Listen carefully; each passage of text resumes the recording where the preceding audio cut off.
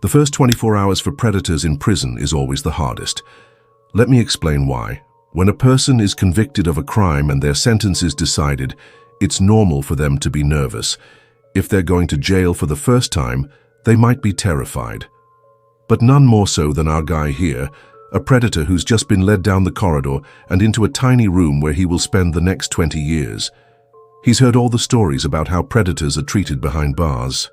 He knows he's gonna get his butt kicked. Violence, extortion, humiliation, all of it is coming. And now that the door to his new home has closed, he is alone. Welcome back to the channel. Here we take an inside look at the criminal justice system and the dark world of crime. Before we begin, make sure you subscribe so you don't miss out on any new episodes. He has been processed, stripped, and given prison clothes. Now he has a number. It's all he has because everything else has been taken away from him. His orientation didn't tell him anything he didn't already know. The only thing that it did do was remind him that there were a lot of things he couldn't do now, including make phone calls. For now, he's just going to have to sit in his little room and wait. It's not just the prison guards watching him. There are eyes everywhere. Other inmates are sizing him up. They know who he is. It's not just the tattoos on his neck and the shaved head that screams, "I am a predator."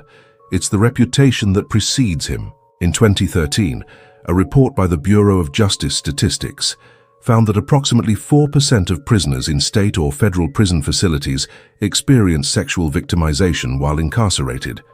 That doesn't mean that all prisons are rampant with sexual assault, but it also doesn't mean that the reports are accurate. Most cases go unreported, especially when the perpetrator is another inmate. Prisoners rarely want to snitch on their attackers, meaning the true figures could be much higher. So when our guy walks down the hall, he knows he's being watched by everyone. The same goes when he walks into the dining room. Prisoners who have committed crimes against children or other vulnerable people are some of the most hated in prison. They're unpopular because of the nature of their crimes, not because of who they are. Most other inmates don't care if he voted Republican or Democrat, if he used to play football or Dungeons and Dragons. They don't care that he was once a Boy Scout or had a loving family. All they know is that he is a predator, and that makes him a target. Most prisons try to deal with this by offering the option of protective custody. Protective custody isn't a punishment. In fact, it's considered a privilege.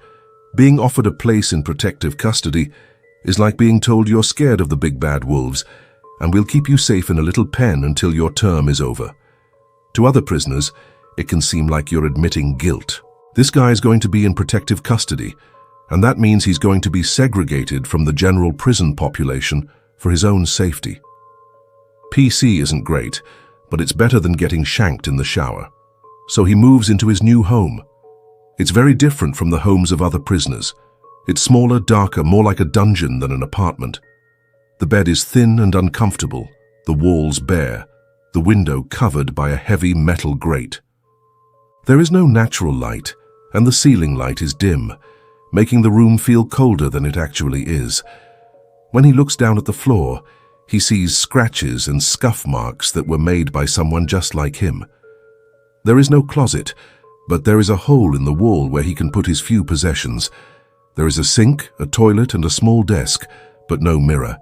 He can stare at the ceiling and watch the paint flake off, or listen to the other prisoners through the vent in the door. Sometimes he can hear laughter, sometimes screaming matches or fights. He has no way of knowing what's happening out there. It's mealtime, and he hears other prisoners complaining about the food. He watches the food cart go by. His stomach growls.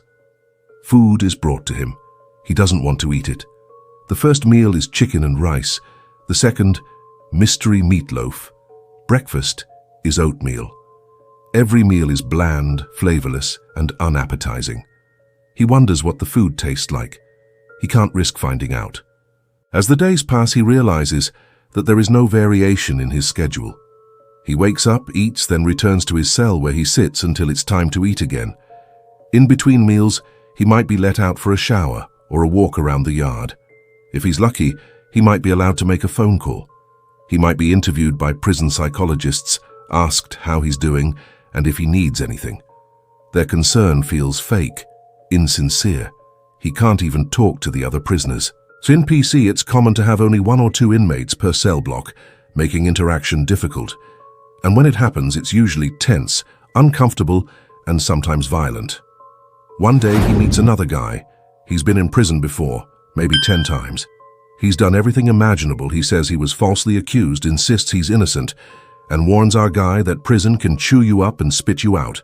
His name is Nasty, and he says he can help our guy. Protection comes at a cost, $400. Our guy agrees and hands over the money. He wants to believe he will be safe, that Nasty has his back. He hopes he's right. But when the guards change shift, the new guard asks him about Nasty. Apparently he was just released. Then he meets another inmate, this one younger. He knows Nasty. He says Nasty's a liar. He probably took the money and spent it on cigarettes and dope. Younger tells him that he should forget about Nasty and stay under the radar. He should keep his head down and not draw attention to himself. He probably won't be attacked if he keeps quiet and tries to blend in. Our guy thinks about this. He misses his old life. He misses his freedom. All he wants to do is get his life back on track. But he knows that if he's moved to the general population, he could die. He thinks about the offer he received. It wasn't a good one, but it was an offer nonetheless. He thought about the possibility of moving into the general population and becoming another statistic. Later on, he hears a commotion in the prison yard. Two inmates are fighting. It's Nasty and the younger inmate. Nasty takes a swing and hits the younger inmate. Blood runs down the side of his face. Then Nasty takes a punch that sends him crashing to the ground. He lies there for a moment, then he gets up and walks away. His time in protective custody is almost up. He's going to be moved to the general population. He's terrified. What if the other inmates attack him? Will they see him as a human being or just another prey? Only time will tell. There are 1.2 million state and federal inmates in the United States. Nearly 66% of them will return to prison within 3 years of release. 60% are unemployed 1 year after release. Over 60% are incarcerated for violent offenses. People who commit crimes against children or other vulnerable people face extra scrutiny from the prison system and the public.